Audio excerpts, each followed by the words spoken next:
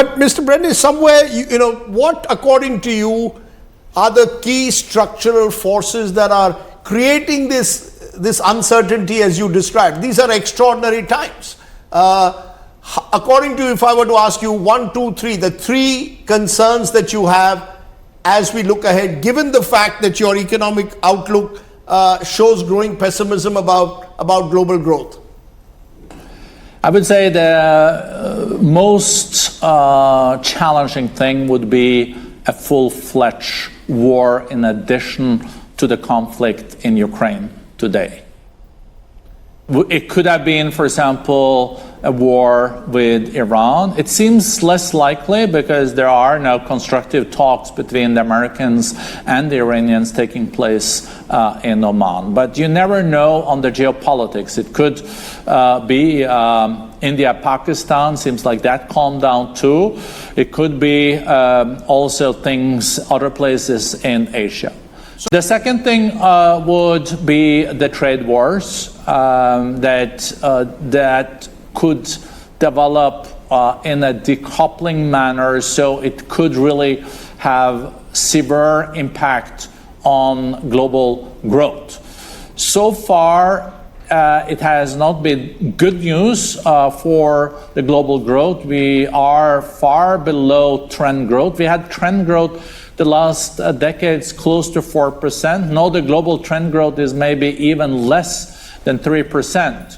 And their trade was the driver of growth for these decades, and trade is now growing slower than the global growth. So that would be the second challenge. And the third one, to be very short, is the global debt, because we haven't seen so much global debt since the Second World War, and many countries are struggling with this. Borge, one of the key things is the United States seeking to reshape the world trade order. Almost 40 years of trade, and that's benefited emerging economies like India as well.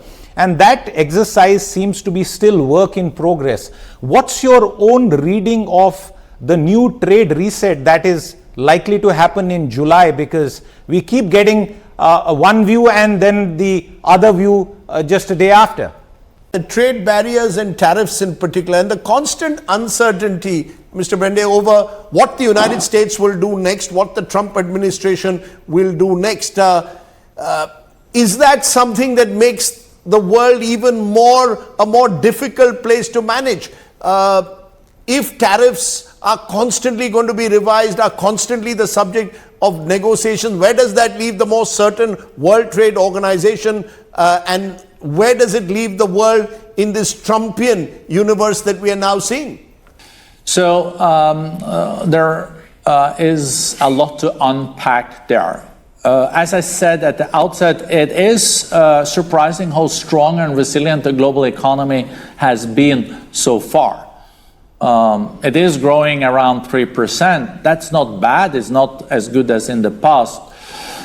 But the tariffs are creating uncertainty.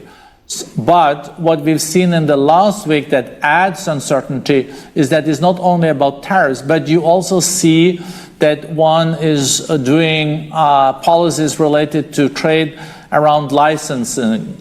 So the Chinese are not exporting a rare earth as in the past, and then there is tit for tat. Americans then don't export important parts, for example, aircraft engines. So we have the tariffs, and then we have also trade barriers coming up. On the tariffs, it is intense negotiations going on. The UK made a deal with the Trump administration. Now EU is the largest market in the world, is negotiating, and the threat is 40-50% tariffs imposed 9th of July if there is not a solution. What we've seen so far, though, it has a tendency to reach a solution in those negotiations. So let's see, but of course the US-China piece being the most complex one, because they're almost 50% of the global economy together. So if that is not going well, because there have been hiccups in the last days, That's a one to watch. If you like the video, do like, comment, share and subscribe.